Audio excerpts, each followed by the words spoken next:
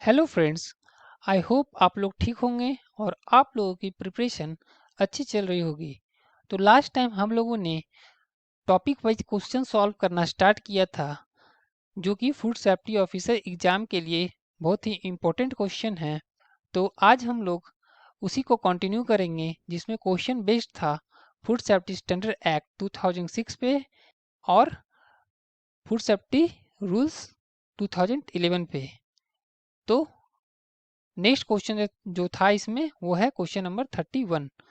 Question number 31 बोलता है, who is responsible for providing consistent opinion to food authority while harmonising working method of scientific panels. तो यहाँ पे कौन है जो कि रिस्पॉन्सिबल होगा प्रोवाइड करने के लिए कंसिस्टेंट ओपिनियन, किसको? फूड अथॉरिटी को। जब हम लोग क्या करते हैं, जब हार्मोनाइजिंग करते हैं working method of scientific panel को। तो यहाँ पे करेक्ट ऑप्शन क्या होगा? तो पहला ऑप्शन है फूड सेफ्टी ऑफिसर, दूसरा ऑप्शन है फूड एनालिस्ट, तीसरा ऑप्शन है chairperson of all scientific panel और फोर्थ ऑप्शन है नन ऑफ दिस।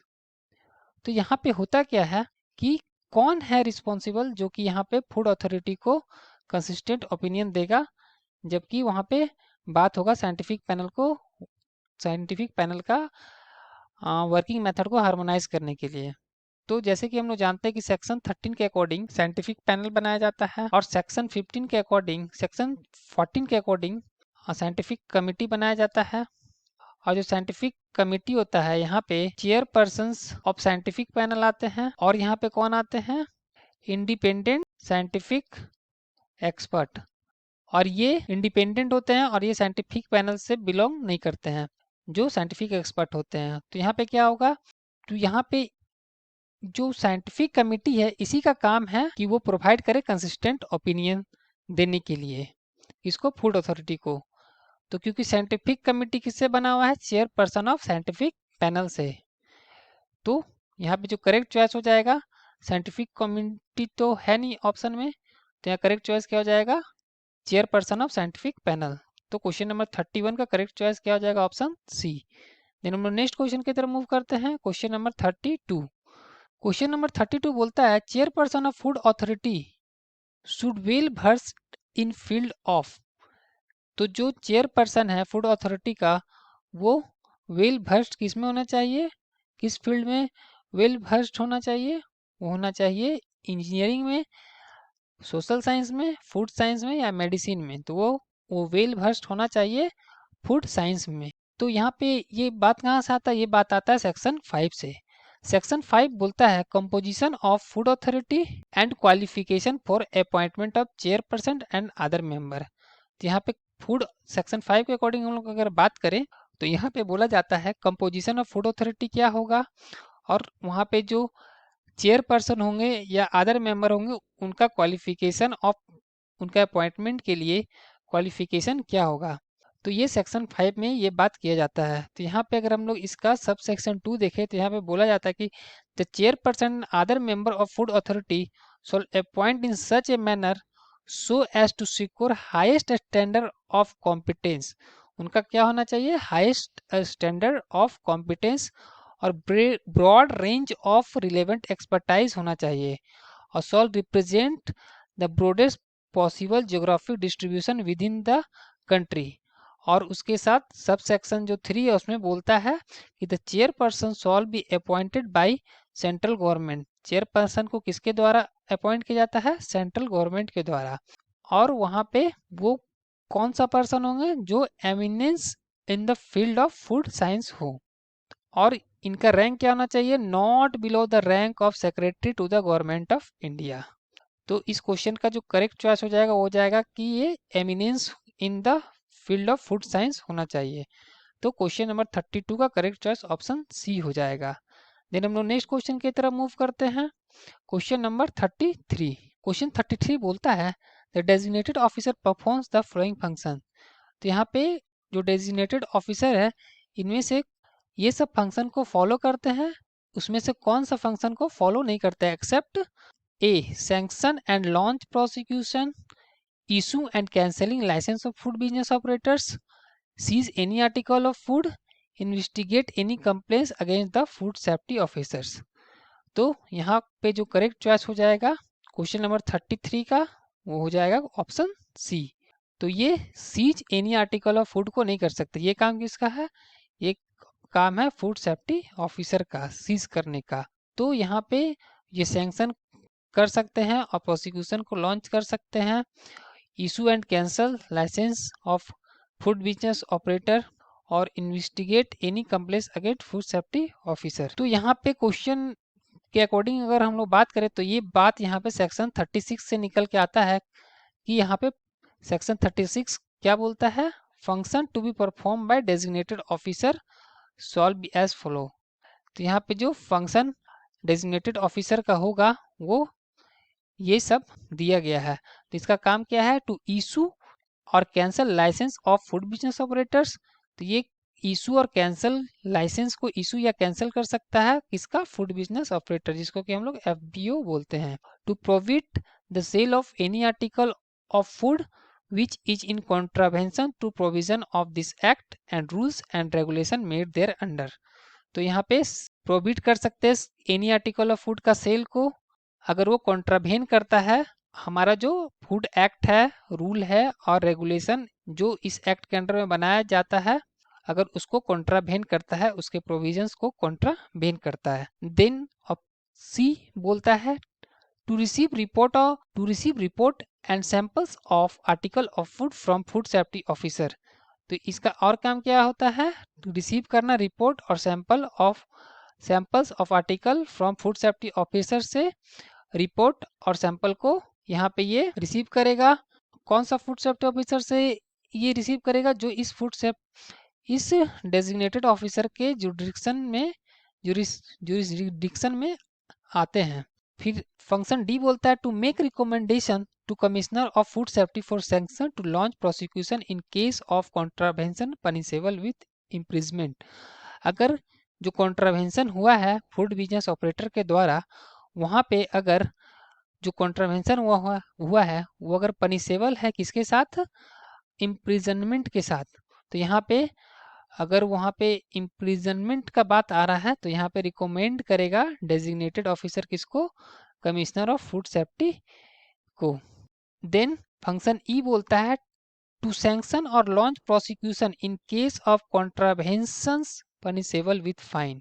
और डेजिग्नेटेड ऑफिसर खुद ही सैंक्शन कर सकता है या लॉन्च कर सकता है प्रोसिक्यूशन को इन केस ऑफ कॉन्ट्रावेन। अगर कॉन्ट्रावेंशन कैसे हो रहा है, पनिशेबल विथ फाइन, फाइन के साथ पनिशेबल है तो यहाँ पर डेजिग्नेटेड ऑफिसर ही देख लेगा। और अगर कॉन्ट्रावेंशन पनिशेबल विथ इम्प्रिजमेंट है तो यहाँ पे designated officer commissioner of food safety को रिकमेंड करेगा। फंक्शन एफ बोलता है to maintain record of all inspection made by food safety officer. तो फूड सेफ्टी ऑफिसर के द्वारा जितना भी इंस्पेक्शन किया गया है उसके रिकॉर्ड को मेंटेन करेगा and action taken by them in performance of their duty. और वो अपने ड्यूटी के दौरान जो एक्शन लिया है उसका भी रिकॉर्ड को मेंटेन करेगा। फंक्शन जी बोलता है to get investigated by any complaint which may be made in written in respect of any contravention of the provision of this act and rule and regulation made there under. तो कोई भी complaint अगर दिया गया है तो उसको investigate करेगा कौन, designated officer. Option function H बोलता है to investigate any complaint which may be made in writing against food safety officer. अगर फूड सेफ्टी ऑफिसर के खिलाफ भी अगर कोई कंप्लेंट दिया गया है तो उसको भी इन्वेस्टिगेट कौन करेगा, डेजिग्नेटेड ऑफिसर। और फंक्शन आई बोलता है to perform such other duties may be interested by commissioner of food safety officer. तो डेजिग्नेटेड ऑफिसर के ऊपर कमिश्नर ऑफ फूड सेफ्टी होते हैं, तो इनके द्वारा अगर कोई अलग ड्यूटी दिया जाता है तो उसको भी परफॉर्म करेगा डेजिग्नेटेड ऑफिसर। तो क्वेश्चन 33 का करेक्ट चॉइस ऑप्शन सी हो जाएगा। देन हम लोग नेक्स्ट क्वेश्चन की तरफ मूव करते हैं, क्वेश्चन नंबर 34। क्वेश्चन नंबर 34 बोलता है in case the seized food article is perishable. अगर सीज्ड फूड आर्टिकल क्या है, पेरिसेबल है, नष्ट होने वाला है, मतलब कि जल्दी खराब हो जाने वाला है, और is unfit for human consumption. और वो क्या है, अनफिट है किसके लिए, ह्यूमन कंजप्शन के लिए। The food safety officer should, तो वो क्या करेगा, send the sample for analysis after giving notice in writing to FBO, destroy the same without notifying the FBO. तो यहाँ पे बिना नोटिफाई किए हुए ये डिस्ट्रॉय नहीं किया सकता है, कर सकता है सैंपल को। अगर पेरिसेबल आर्टिकल है तो उसको वो डिस्ट्रॉय नहीं कर सकता है फूड सेफ्टी ऑफिसर। तो यहाँ पे डिस्ट्रॉय, अगर फूड सेफ्टी ऑफिसर इसको डिस्ट्रॉय करेगा तो इसको नोटिफाई करना पड़ेगा एफबीओ को। तो ये ऑप्शन सी गलत हो गया। Return the same to the FBO after notifying him in writing. तो यहाँ पे क्या करेगा कि एफबीओ को रिटर्न कर देगा नोटिस दे के राइटिंग में। तो ये भी गलत है, यहाँ पे रिटर्न नहीं करेगा, इसको क्या करेगा, यहाँ पे जो ऑप्शन बी है ये करेक्ट चॉइस हो जाएगा। यहाँ पे क्या करेगा, after giving the notice in writing to FBO destroy the same. Writing में नोटिस देगा फूड बिजनेस ऑपरेटर को, फिर उसको वहाँ पे डिस्ट्रॉय कर देगा। क्यों डिस्ट्रॉय करेगा, क्योंकि ये पेरिसेबल है, नष्ट होने वाला है, और वो क्या हो गया है, अनफिट फॉर ह्यूमन कंजप्शन। तो यहाँ पे ये बात आता है सेक्शन 38 से। यहाँ पे कुछ पावर है, पावर के बारे में बात किया गया फूड सेफ्टी ऑफिसर का। वेयर एनी, यहाँ पे बोलता है जिसमें सब सेक्शन 4 में बोलता है, where any article of food is seized is of perishable nature and the food safety officer is satisfied. अगर कोई भी नष्ट होने वाला फूड है और अगर फूड सेफ्टी ऑफिसर सेटिस्फाई हो जा रहा है कि ये जो आर्टिकल ऑफ फूड है सो डेटोरिएट्स, मतलब कि बिगड़ा हुआ है, that is unfit for human consumption, और क्या है वो अनफिट है ह्यूमन कंजप्शन के लिए, देन फूड सेफ्टी ऑफिसर क्या करेगा, एक नोटिस देगा in writing to food business operator को, और वो क्या करेगा, cause the same to be destroyed, और उसको डिस्ट्रॉय करवा देगा। Food safety officer has very important role to play as an enforcement officer, और फूड सेफ्टी ऑफिसर का बहुत ही इंपॉर्टेंट रोल होता है किसमें, एज एन इन्फोर्समेंट ऑफिसर, और इसका काम क्या रहता है कि इंश्योर करे फूड सेफ्टी और क्वालिटी को। तो क्वेश्चन 34 का करेक्ट चॉइस ऑप्शन बी हो जाएगा। देन हम लोग नेक्स्ट क्वेश्चन की तरफ मूव करेंगे। Question number 35। क्वेश्चन नंबर 35 बोलता है, ए पेटी food manufacturer is someone who has a tiny food businesses with an annual turnover not exceeding. तो यहाँ किसका बात हो रहा है, पेटी फूड मैन्युफैक्चरर का। तो यहाँ पे अगर हम लोग देखें तो होता क्या है जनरली, तो यहाँ पे एफएसएसएआई लाइसेंसिंग और रजिस्ट्रेशन को लेकर के 3 पार्ट में बटा हुआ है। यहाँ पे एक पार्ट आता है एफएसएसएआई रजिस्ट्रेशन, जो कि क्या है, बेसिक रजिस्ट्रेशन है, और ये किसके लिए है, पेटी फूड बिजनेस के लिए है। और यहाँ पे टर्नओवर क्या होगा, यहाँ टर्नओवर जो होगा 12 लाख से कम होगा। और अगर हम लोग दूसरा कैटेगरी का बात करें तो यहाँ पे आ गया एफएसएसएआई स्टेट लाइसेंस, और ये कितना में आएगा, ये आता है मीडियम फूड बिजनेस में। और यहाँ पे टर्नओवर कितना आएगा, यहाँ पे टर्नओवर आएगा 12 लाख से 20 करोड़ तक। इसके बाद आता है सेंट्रल लाइसेंसिंग, और ये किसके लिए होता है, जो एक स्टेट और एक से ज़्यादा स्टेट, वन और मोर देन वन स्टेट में जिनका बिजनेस ऑपरेट हो रहा हो। और यहाँ पे जो टर्नओवर है कितना आएगा, ₹20 करोड़ से ज़्यादा हो पर एनम। तो पर एनम 20 करोड़ से ज़्यादा होगा तो सेंट्रल लाइसेंसिंग कैटेगरी में आएगा। और वो क्या करता है कि वन और मोर देन वन स्टेट में अपना बिजनेस कर रहा है। और स्टेट लाइसेंसिंग के कैटेगरी में कौन आएगा, जो मीडियम फूड बिजनेस ऑपरेटर होता है या मीडियम फूड बिजनेसेस होता है, जैसे कि जो कि 12 लाख से 20 करोड़ के टर्नओवर में आता है। और एफएसएसएआई रजिस्ट्रेशन वो बेसिक रजिस्ट्रेशन होता है, वो किसके लिए होता है, पेटी फूड बिजनेसेस के लिए, का टर्नओवर क्या होता है, 12 लाख। तो यहाँ पे क्वेश्चन 35 का करेक्ट चॉइस किया जाएगा। यहाँ पे क्योंकि पेटी फूड मैन्युफैक्चरर का बात हो रहा है तो यहाँ पे ऑप्शन जो करेक्ट चॉइस हो जाएगा वो ऑप्शन सी, ₹12 लाख हो जाएगा। देन हम लोग नेक्स्ट क्वेश्चन की तरफ मूव करते हैं। Question number 36। क्वेश्चन नंबर 36 बोलता है, authority jointly responsible for implementation and enforcement of FSSA 2006। तो यहाँ पे एफएसएसए 2006 क्या है, यहाँ पे एफएसएसए 2006 है फूड सेफ्टी स्टैंडर्ड एक्ट 2006। तो यहाँ पे कौन सा अथॉरिटी है जो ज्वाइंटली रिस्पॉन्सिबल है इम्प्लीमेंट करने के लिए और इन्फोर्समेंट करने के लिए एफएसएस एक्ट 2006 को। तो क्वेश्चन 36 का करेक्ट चॉइस क्या हो जाएगा? तो यहाँ पे FSSAI and central food authority होगा, या FSSAI फूड एग्रीकल्चर ऑर्गेनाइजेशन हो जाएगा, या वर्ल्ड हेल्थ ऑर्गेनाइजेशन या फूड एग्रीकल्चरल ऑर्गेनाइजेशन हो जाएगा, या FSSAI and state food authorities हो जाएगा। तो यहाँ पे जो करेक्ट चॉइस हो जाएगा क्वेश्चन 36 का वो हो जाएगा ऑप्शन डी। तो यहाँ पे FSSAI और स्टेट फूड अथॉरिटी दोनों ज्वाइंटली रिस्पॉन्सिबल है किसके लिए? Implementation and enforcement of food safety standard act 2006 के लिए। तो ये बात कहाँ से आया है? ये बात आया है चैप्टर 7, जहाँ पे बात किया जाता है इन्फोर्समेंट ऑफ एक्ट का, जहाँ पे सेक्शन 29 बोलता है कि authorities responsible for enforcement of act, जहाँ पे बात किया जाता है कि कौन सा अथॉरिटी रिस्पॉन्सिबल होता है इस एक्ट को इन्फोर्समेंट करने के लिए। तो सेक्शन 29 के अकॉर्डिंग बात करें तो यहाँ पे फूड अथॉरिटी, और हमारा फूड अथॉरिटी कौन है? वो है FSSAI, और इसके साथ साथ स्टेट फूड सेफ्टी अथॉरिटी जो है इसके लिए रिस्पॉन्सिबल होगा। ज्वाइंटली ये दोनों रिस्पॉन्सिबल किसके लिए होगा? FSSAI और स्टेट फूड अथॉरिटी इम्प्लीमेंटेशन करने के लिए और इन्फोर्समेंट करने के लिए किसको? फूड सेफ्टी स्टैंडर्ड एक्ट 2006 को। तो क्वेश्चन 36 का करेक्ट चॉइस ऑप्शन डी हो जाएगा। नेक्स्ट क्वेश्चन की तरफ मूव करते हैं। Question number 37। क्वेश्चन नंबर 37 बोलता है analysis report format shawl be followed by food analyst under the FSSAI is form 7A, form 8, form 5B, form 6।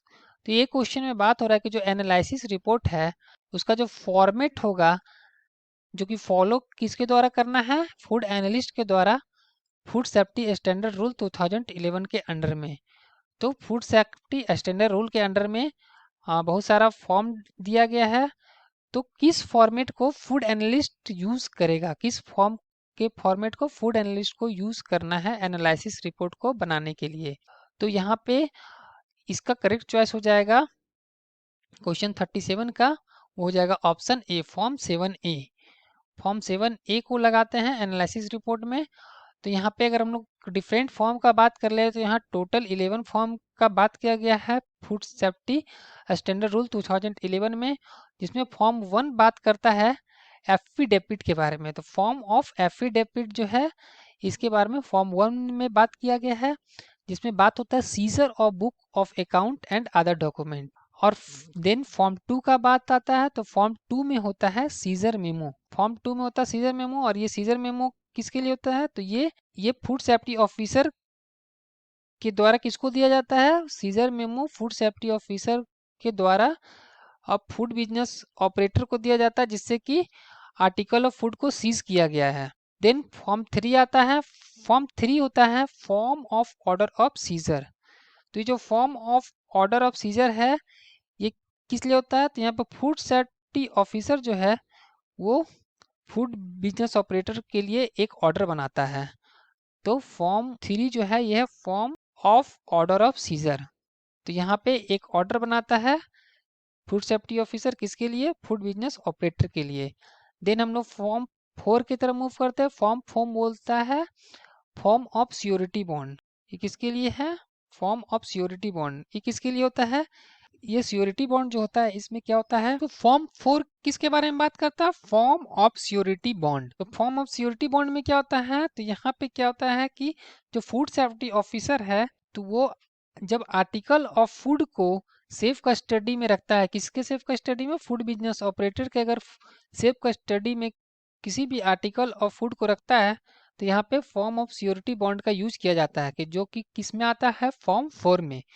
फिर आता है फॉर्म 5 जो कि फॉर्म 5A होता है। फॉर्म 5A में क्या होता है? Form of notice to the food business operator. तो यहाँ पे क्या होता है? फॉर्म 5A में form of notice to food business operator. Then form 5B आता है। फॉर्म 5B क्या होता है? Form of notice to be given by purchaser. तो जब कोई भी नोटिस परचेजर के द्वारा दिया जाएगा तो यहाँ पे फॉर्म 5B का यूज होता है। देन फॉर्म 6 का बात करते हैं तो फॉर्म 6 में आता है मेमोरेंडम टू फूड एनालिस्ट। तो जब मेमोरेंडम टू फूड एनालिस्ट का बात आता है, और इसमें क्या होता है? फॉर्म 6 में जो मेमोरेंडम ऑफ फूड एनालिस्ट तो होता है, लेकिन इसमें क्या होता है कि sent with all 4 part of sample. Form 6 को क्या करते हैं हम लोग?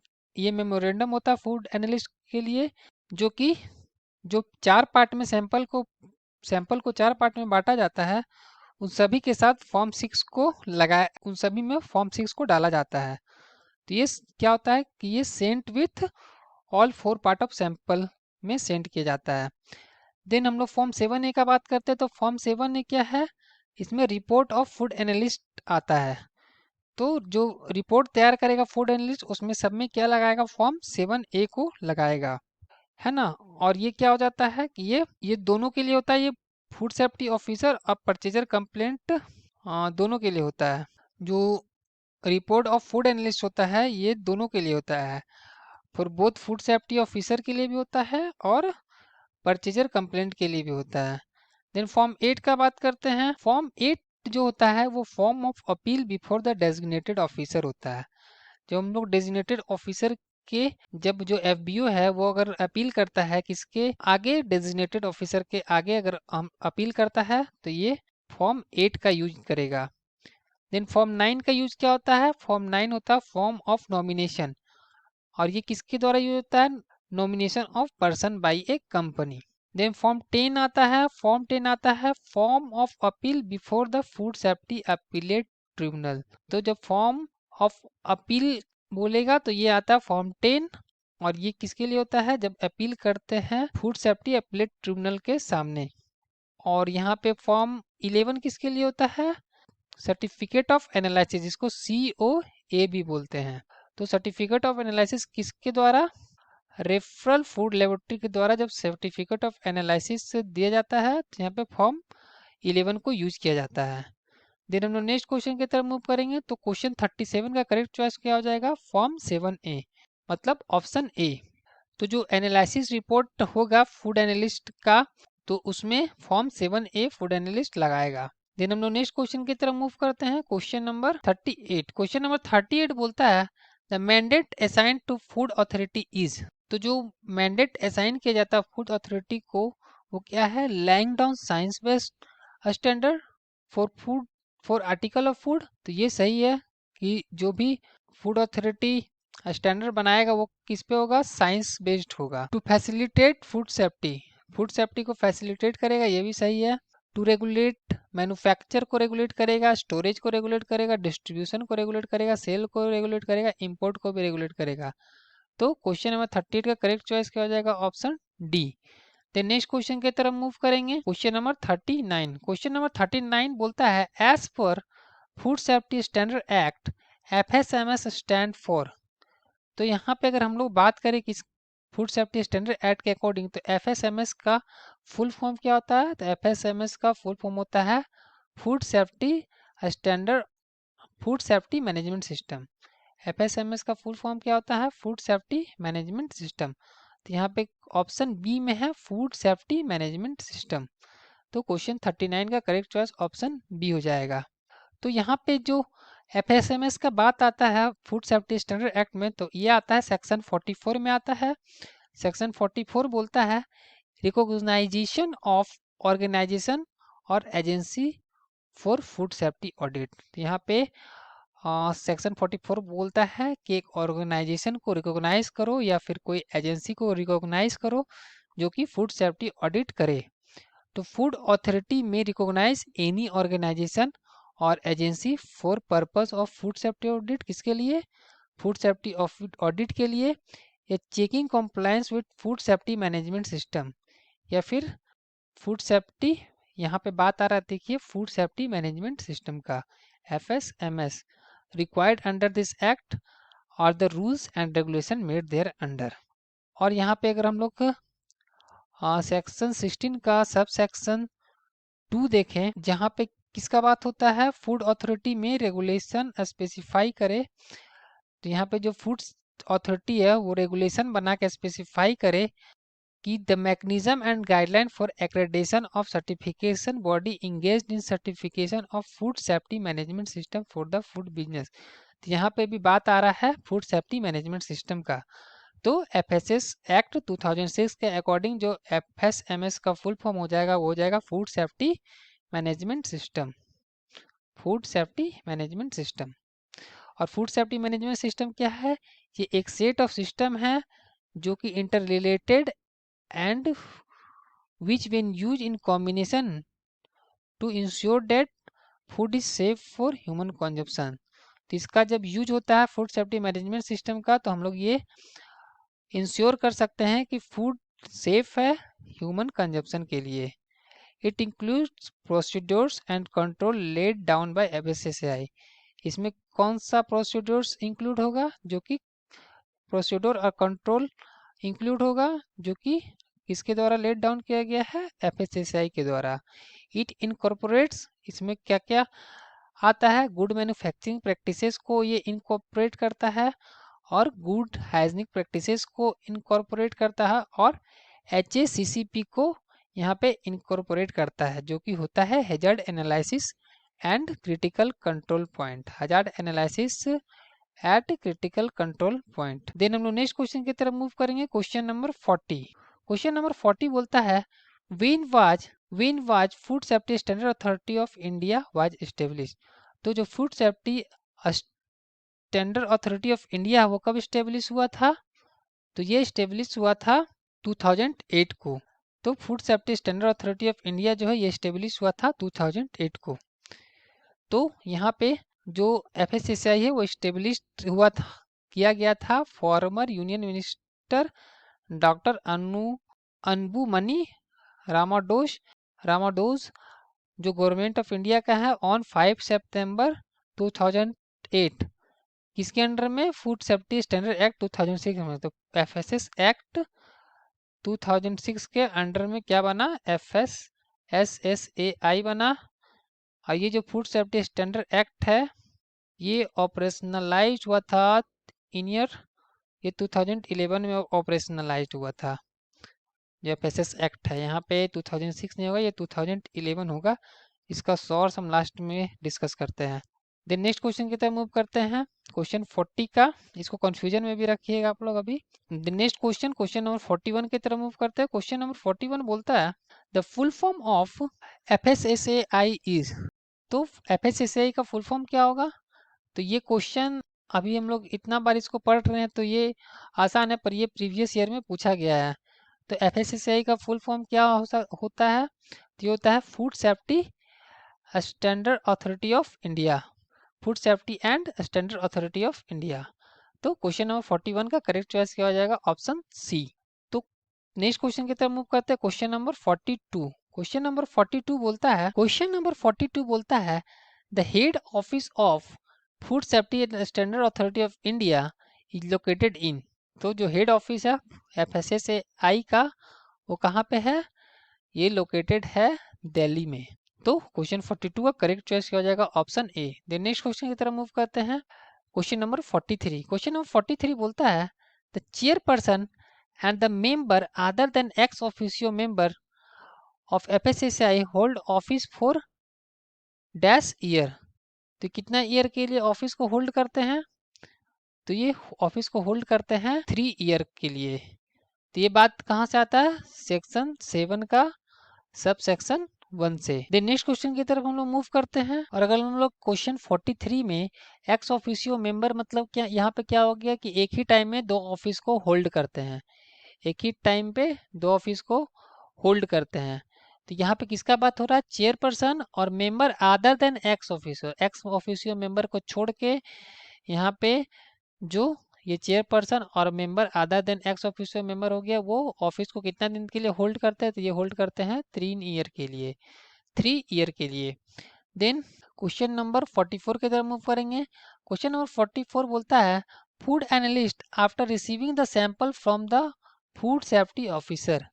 तो जो फूड एनालिस्ट है वो जब सैंपल को रिसीव कर लिया है किससे? फूड सेफ्टी ऑफिसर का, फूड सेफ्टी ऑफिसर से, सो analyse the sample and send the analysis report mentioning the method of sampling and analysis within the day to designated officer। तो यहाँ पे क्या बोला गया है कि जो फूड एनालिस्ट है वो जब फूड सेफ्टी ऑफिसर से सैंपल को रिसीव कर लेगा तो उसको एनालाइज करेगा और एनालिसिस रिपोर्ट को सेंड करेगा मेथड ऑफ सैम्पलिंग को मेंशन करते हुए विद इन कितना दिन के अंदर डेजिग्नेटेड ऑफिसर को, तो कितना दिन के अंदर इसको डेजिग्नेटेड ऑफिसर को भेजना पड़ता है।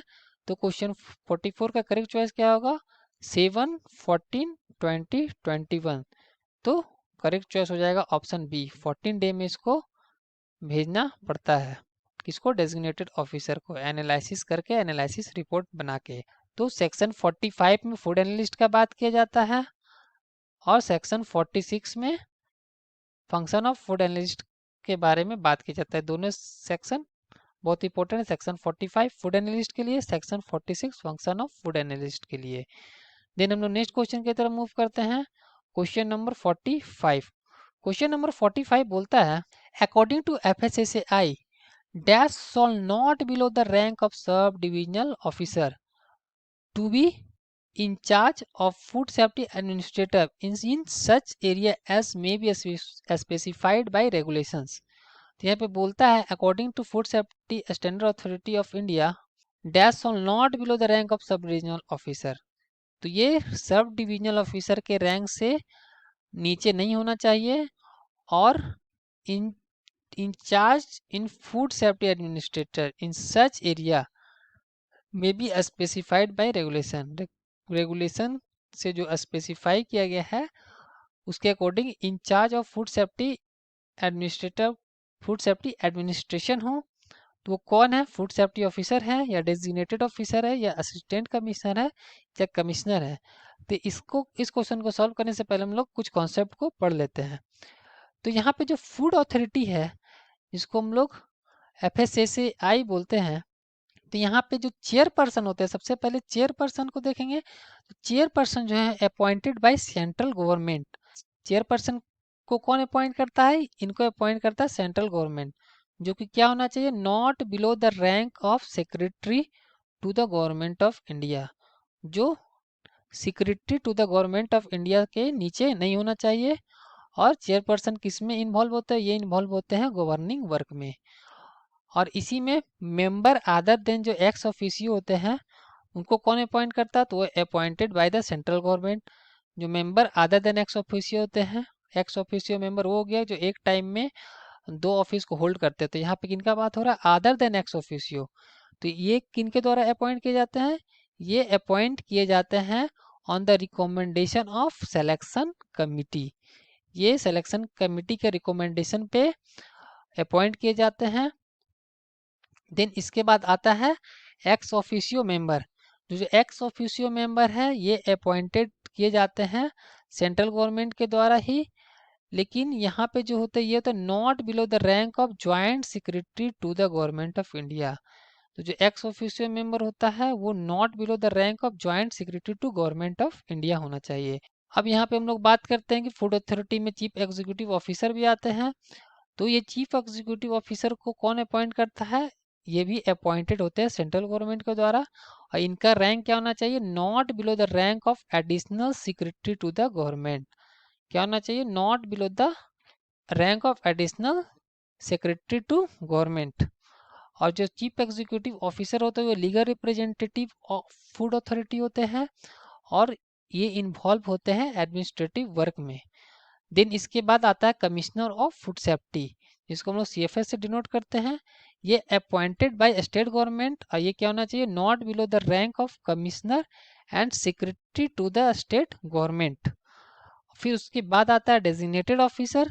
तो डेजिग्नेटेड ऑफिसर होता है appointed by the central food commissioner of food safety. अब डेजिग्नेटेड ऑफिसर किसके द्वारा अपॉइंट किया जाता है, commissioner of food safety. Commissioner of food safety not below the rank of sub divisional officer. तो यहाँ पे हमारा क्वेश्चन में आया था ये not below the rank of sub divisional officer. तो जो डेजिग्नेटेड ऑफिसर है वो किस में आएगा, not below the rank of sub divisional officer. तो हम लोग क्वेश्चन की तरफ अगर मूव करें तो यहाँ पे क्या है, not below the rank of sub divisional officer. तो यहाँ पे कौन आएगा, इसमें इसमें आएगा डेजिग्नेटेड ऑफिसर। तो इसका करेक्ट चॉइस क्या हो जाएगा, डेजिग्नेटेड ऑफिसर। और इसके बाद देखें तो फूड सेफ्टी ऑफिसर अपॉइंट किया जाता है कमिश्नर ऑफ फूड सेफ्टी के द्वारा। और फूड एनालिस्ट अपॉइंट किए जाते हैं कमिश्नर ऑफ फूड एनालिस्ट के द्वारा ही। और इसके बाद आता है एजुकेटिंग ऑफिसर, ये अपॉइंटेड किए जाते हैं स्टेट गवर्नमेंट और इनका रैंक क्या होना चाहिए, not below the rank of additional district magistrate, not below the rank of additional district magistrate. और इसके बाद आता है ऑथराइज ऑफिसर, तो इसको अपॉइंट कौन करता है, इसको अपॉइंट करता है चीफ एग्जीक्यूटिव ऑफिसर। तो ऑथराइज ऑफिसर को कौन अपॉइंट करते हैं, चीफ एग्जीक्यूटिव ऑफिसर। तो यहाँ पे क्वेश्चन 45 का करेक्ट चॉइस ऑप्शन बी हो जाएगा। देन हम लोग नेक्स्ट क्वेश्चन की तरफ मूव करेंगे, क्वेश्चन नंबर 46। क्वेश्चन नंबर 46 बोलता है according to FSSAI the food analyst should cause to be analyse the sample and send and sell send 4 copies of report to. तो यहाँ पे क्या होता है कि अकॉर्डिंग टू जो food safety standard authority of India है, food analyst should cause to be analyse the sample. जो फूड एनालिस्ट है वो सैंपल को क्या करेगा, एनालाइज करेगा और 4 कॉपी ऑफ रिपोर्ट किसको सेंड करेगा, तो ये 4 copy of report food safety officer को सेंड करेगा, और या असिस्टेंट कमिश्नर को करेगा, डेजिग्नेटेड ऑफिसर को करेगा, या कमिश्नर को करेगा। तो ये करेगा किसको, डेजिग्नेटेड ऑफिसर को करता है। तो यहाँ पे होता क्या है, तो यहाँ पे हम लोग देखते हैं कि फूड सेफ्टी ऑफिसर सैंपल को पहले रिसीव करता है, उसके बाद ये क्या करता है, रिसीव करने के बाद इसको 4 पार्ट में डिवाइड करता है। 4 पार्ट में अगर डिवाइड करता है तो 4 पार्ट जो हमारा हो गया, हाँ, पार्ट 1 हो गया, पार्ट 2 हो गया, पार्ट 3 हो गया और पार्ट 4 हो गया। पार्ट 1 जो ये सील करता है ये होता है फूड एनालिस्ट के लिए, और पार्ट 2, 3, 4 एक तरह से देखा जाए तो ये होता है डेजिग्नेटेड ऑफिसर के लिए। अब यहाँ पे जो पार्ट 1 और 2 और 3 और 4 है, इसमें फॉर्म 6 को लगाया जाता है। फॉर्म 6 किस में मिलेगा, फॉर्म 6 मिलेगा फूड सेफ्टी स्टैंडर्ड रूल 2011 का। अब यहाँ पे होता क्या है कि जो पार्ट 2 है डेजिग्नेटेड ऑफिस, अब ये चारों सील्ड मैनर में रहेंगे, ये चारों सील्ड रहेंगे और सब में फॉर्म 6 डाला हुआ रहता है। अब इसमें होता क्या है कि ये दूसरा वाला जो है ये डेजिग्नेटेड ऑफिसर के लिए रहता है, तीसरा वाला भी डेजिग्नेटेड ऑफिसर के सेफ कस्टडी में रहता है, और चौथा भी डेजिग्नेटेड ऑफिसर के ही सेफ कस्टडी में रहता है। अब यहाँ पे होता है क्या है, दूसरा वाला का क्या यूज है, if first part found to be broken, अगर पहला पार्ट को ब्रोकन पाया जाता है और कंडीशन अनफिट है एनालिसिस करने के लिए, और वो अब सही सलामत नहीं बचा है एनालिसिस करने के लिए, तो देन डेजिग्नेटेड ऑफिसर जो है सेकेंड पार्ट को किसके पास सेंड करेगा, फूड एनालिस्ट के पास सेंड करेगा। देन यहाँ पे क्या होता है, पार्ट 2 और 3 अगर ये नहीं सेंड करेगा, फिर भी पार्ट 2 और 3 को ये कौन यूज कर सकता है, डेजिग्नेटेड ऑफिसर इसको यूज करेगा कब, ये food analyst report found enormous, अगर फूड एनालिस्ट क्या पाता है, एररनेस है, मतलब कि कोई एरर है इन द सैंपल में, कोई एरर है, सो ये दोनों में से कोई एक पार्ट को सेंड कर देता है किसको, अगर जो फूड एंड यहाँ पे बोलता है कि जो फूड एनालिस्ट का रिपोर्ट है अगर उसमें कोई एररनेस है, तो यहाँ पे डेजिग्नेटेड ऑफिसर है, इसमें से ये दोनों में 2 और 3 पार्ट में से किसी भी पार्ट को ये सेंड करता है किसको, रेफरल लेबोरेटरी को सेंड करता है। तो 2 कब यूज होता है, जबकि कोई सैंपल में अनफिटनेस आ गया हो, या फिर वो एनालिसिस करने लायक उसमें बचा नहीं हो, अच्छा कंडीशन में ना हो, अनफिट हो। और यहाँ पे 2 और 3 क्या है, इफ एनालिसिस रिपोर्ट फॉर एररनेस, अगर एनालिसिस रिपोर्ट में कोई एररनेस है तो वो एक पार्ट सेंड कर देगा। यहाँ दोनों पार्ट करने का मतलब है कि एक पार्ट कभी कभी जरूरत नहीं पड़ता सेंड करने का, तो दोनों डेजिग्नेटेड ऑफिसर के पास रहेगा, तो ये दोनों में से किसी को भी भेजेगा डेजिग्नेटेड ऑफिसर, और ये किसको भेजता है, रेफरल लेबोरेटरी को भेजता है। और अगर फूड बिजनेस ऑपरेटर अपील करता है तब भी इसको डेजिग्नेटेड ऑफिसर भेजता है। और अगर जो फोर्थ पार्ट होता है इसको, अगर if requested by food business operator, अगर फूड बिजनेस ऑपरेटर के द्वारा कोई रिक्वेस्ट किया जाता है तो under the intimation of designated officer, designated officer के अंडर में डेजिग्नेटेड ऑफिसर के इंटीमेशन में this part are send to accredited laboratory. तो फोर्थ पार्ट किसको भेजा जाता है, अगर एफपीओ रिक्वेस्ट करता है तो डेजिग्नेटेड ऑफिसर के द्वारा इसको एक्रेडिटेड लेबोरेटरी में या एनएबीएल लेबोरेटरी में भेजा जाता है। और अगर नहीं रिक्वेस्ट किया जाता है then this part also be deposited with designated officer, अगर इसको नहीं सेंड करने की जरूरत पड़ेगा तो ये डेजिग्नेटेड ऑफिसर के पास ही रहेगा। तो अब यहाँ से होता क्या है कि ये जो 4 पार्ट्स यहाँ पे पैक किया जाता है, इस चारों में का क्या होगा कि जो एक फूड एनालिस्ट के पास जाता है, उसका फूड एनालिस्ट एनालिसिस करेगा और एनालिसिस रिपोर्ट बनाएगा और उसमें उसका 4 कॉपी डेजिग्नेटेड ऑफिसर को सेंड करता है। 2 कॉपी डेजिग्नेटेड ऑफिसर के लिए जो होता है, जिसमें कि 2 कॉपी डेजिग्नेटेड ऑफिसर के लिए होता है, 1 कॉपी फूड सेफ्टी ऑफिसर के लिए होता है और 1 कॉपी फूड बिजनेस ऑपरेटर के लिए होता है। और ये जो चारों कॉपी बनता है, सब में फॉर्म 7A को डाला जाता है। और ये फॉर्म 7A कहाँ से आएगा? ये आएगा FSS रूल 2011 से आएगा। और यहाँ पे परचेजर सैंपल का भी बात कर लेते हैं। तो अगर जो परचेजर है वो अगर सैंपल का एनालिसिस कराना चाहता है, तो वो सैंपल का 2 पार्ट बनाएगा, एक फूड एनालिस्ट के लिए बनाएगा और एक डेजिग्नेटेड ऑफिसर के लिए बनाएगा। तो ये फूड एनालिस्ट किसके लिए यूज करेगा? एनालिस्ट रिपोर्ट है ना, इसका भी 4 कॉपी बनता है, एक परचेजर के लिए और ट्रिप्लिकेट 3 कॉपी बनता है डेजिग्नेटेड ऑफिसर के लिए। और यहाँ भी फॉर्म 7A डाला जाता है। देन ये यूज कब होता है? Use when appeal bye FBO। जो सेकेंड पार्ट है ये कब यूज होता है? जो डेजिग्नेटेड ऑफिसर के बाद रहता है, इसका यूज कब होगा? जब कोई फूड बिजनेस ऑपरेटर अपील करता है, तब ये पार्ट भी यूज होगा एनालिसिस के लिए। तो हम लोग क्वेश्चन की तरफ मूव करते हैं। क्वेश्चन, तो इसके अकॉर्डिंग हमारा क्वेश्चन 46 क्लियर है कि इसका करेक्ट चॉइस क्या हो जाएगा? Option C, designated officer. जो एनालिसिस रिपोर्ट उसका 4 कॉपी बना करके वो डेजिग्नेटेड ऑफिसर को दे देगा। देन हम लोग नेक्स्ट क्वेश्चन की तरफ मूव करते हैं। नेक्स्ट क्वेश्चन है क्वेश्चन नंबर 47। क्वेश्चन नंबर 47 बोलता है, according to FSSAI the food safety officer should retain parts of sample with him. तो यहाँ पे हम लोग इससे पहले ही देखे कि फूड सेफ्टी ऑफिसर क्या करता है, 4 पार्ट में बांटता है, तो खुद अपने पास कुछ नहीं रखता है, वो सब पार्ट किसको दे देता है? 3 पार्ट डेजिग्नेटेड ऑफिसर के पास चला जाता है और 1 पार्ट फूड एनालिस्ट के पास चला जाता है। तो यहाँ पे करेक्ट चॉइस क्या हो जाएगा? ऑप्शन ए, 47 का 0, एक भी पार्ट अपने पास नहीं रखता है। देन क्वेश्चन नंबर 48 की तरफ मूव करते हैं। क्वेश्चन नंबर 48 बोलता है, food authority shawl contain dash number of member from the food industry. तो अगर हम सेक्शन 5 का सब सेक्शन 1 का बी पॉइंट देखें, तो उसमें बात किया जाता है कि food authority shawl content dash member from food authority. तो फूड इंडस्ट्री से कितना मेंबर को ये रखेगा? तो ये फूड इंडस्ट्री से रखेगा 2 मेंबर को। दो मेंबर जो है फूड इंडस्ट्री को रिप्रेजेंट करेंगे। तो यहाँ पे बोलता है कि जो फूड अथॉरिटी होता है, यहाँ पे आता है चेयरपर्सन आते हैं और 22 मेंबर आते हैं। इन 22 मेंबर में 1/3 वोमेन होते हैं और इसमें भी जो 22 मेंबर में जो 2 मेंबर हैं वो फूड इंडस्ट्री को रिप्रेजेंट करेंगे। क्वेश्चन 48 का करेक्ट चॉइस क्या हो जाएगा? Option C. Then next question की तरफ मूव करेंगे। Question number 49। क्वेश्चन नंबर 49 बोलता है, who has power to make rule under FSSAI। किसके पास पावर है to make rules under FSSAI?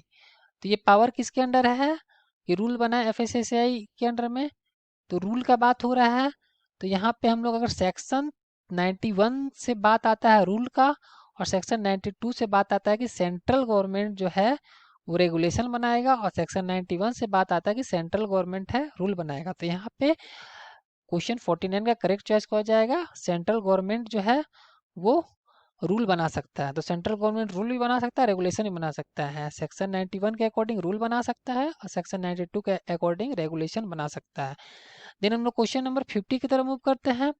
Guideline relating to food recall procedures as food authority में specify by regulation should followed by. तो यहाँ पे बोल रहा है जो guideline relating to food recall है और प्रोसीड्योर है, एज द फूड अथॉरिटी में specify by regulation should followed by. तो जो गाइडलाइन बनाया जाता है फूड रिकॉल प्रोसीड्योर के लिए, वो किसके द्वारा फॉलो किया जाएगा?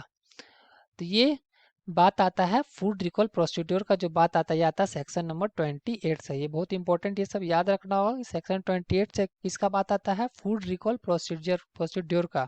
तो जो फूड रिकॉल प्रोसीड्योर है, यहाँ पे जो बात आएगा ये मैन्युफैक्चरर के लिए नहीं होता है, रिटेलर के लिए नहीं होता है, मतलब ये मैन्युफैक्चरर के लिए तो होता है, ये रिटेलर के लिए होता है, डिस्ट्रीब्यूटर के लिए होता है। तो यहाँ पे करेक्ट चॉइस क्या हो जाएगा, एवरी फूड बिजनेस ऑपरेटर, हर फूड बिजनेस ऑपरेटर के लिए ये गाइडलाइन है कि वो फूड रिकॉल प्रोसीड्योर को फॉलो करे, है ना। अगर कोई प्रॉब्लम आता है तो वहाँ पे फूड को रिकॉल किया जाता है। अगर उसके फूड में कोई प्रॉब्लम है, वो मार्केट में पहुँच चुका है, तो उसको वापस लेने के लिए यहाँ पे सबको इन्वॉल्व होना पड़ेगा। तो यहाँ पे every food business operator correct choice हो जाएगा। क्वेश्चन 50 का करेक्ट चॉइस ऑप्शन डी हो जाएगा। देन हम लोग क्वेश्चन नंबर 51 की तरफ मूव करते हैं। The maximum age limit of the chairperson of food authority is year. तो एफएसएस एक्ट में हम लोग अगर देखें तो एफएसएस एक्ट में जो सेक्शन 7 है, यहाँ पे बात होता है term of office, salary, allowances and other condition of service of chairperson and member of food authority. तो यहाँ पे बात होता है चेयरपर्सन की सर्विस, चेयरपर्सन और मेंबर ऑफ फूड अथॉरिटी के सर्विस के बारे में, इनका और टर्म ऑफ ऑफिस के बारे में, सैलरी के बारे में, अलाउंसेस के बारे में और अदर कंडीशन ऑफ सर्विस के बारे में। तो यहाँ पे बोला जाता है कि जो चेयरपर्सन होते हैं उनके लिए 65 ईयर और जो मेंबर ऑफ फूड अथॉरिटी होते हैं उनके लिए 62 ईयर। तो यहाँ पे पूछा गया चेयरपर्सन के लिए मैक्सिमम एज लिमिट क्या है। तो यहाँ पे चेयरपर्सन के लिए मैक्सिमम एज लिमिट जो है वो होगा 65 ईयर। देन हम लोग नेक्स्ट क्वेश्चन की तरफ मूव करेंगे। क्वेश्चन 51 का करेक्ट चॉइस हो जाएगा ऑप्शन डी। देन हम लोग नेक्स्ट क्वेश्चन की तरफ मूव करेंगे। Question number 52। क्वेश्चन नंबर 52 बोलता है which section of food safety and standard act 2006 deal with the officers and other employ of food authority. Question number 52 बोलता है which section of food safety standard act 2006 deals with the officers and other employ of food authority. तो कौन सा section है food safety standard act 2006 का जो कि deal किससे करता है, with the officers and other employ of food authority. तो यहाँ पे बात किसका हो रहा है, सेक्शन का बात हो रहा है। कौन सा सेक्शन, जो officers and other employ of food authority का बात करता है, किसके अंडर में, एफएसएस एक्ट 2006 के अंडर में। तो क्वेश्चन 52 का करेक्ट चॉइस क्या हो जाएगा, section 12, section 9, section 14, section 20 of food safety standard act 2006। तो क्वेश्चन 52 का करेक्ट चॉइस हो जाएगा सेक्शन 9। सेक्शन 9 में बात किया जाता है ऑफिसर्स और other employ of food authority के बारे में। देन हम लोग क्वेश्चन नंबर 53 की तरफ मूव करते हैं। The section of food safety standard act 2006 deal with duties and function of food authority. तो कौन सा सेक्शन में बात किया जाता है duties and function of food authority का, तो ये बात किया जाता है सेक्शन 16 में, section 16 of food authority and food safety and standard act 2006। तो सेक्शन 16 में बात किया जाता है किसका, duties and function of food authority का। देन हम नेक्स्ट क्वेश्चन की तरफ मूव करेंगे। Question number 54। क्वेश्चन नंबर 54 बोलता है pesticide veterinary pesticides, veterinary drugs residue, antibiotic residue, microbiological count is provided in dash section of food safety standard act. तो यहाँ पे बात होता है किसका, pesticides, veterinary drug residue, antibiotic residue और microbiological count is provided in section of food safety standard act 2006। तो यहाँ पे इसको इस क्वेश्चन को सॉल्व करने से पहले हम लोग कुछ बात देख लेते हैं। तो यहाँ पे जो चैप्टर 4 होता है किसका, एफएसएस एक्ट का, जहाँ पे बात किया जाता है general provision for article of food.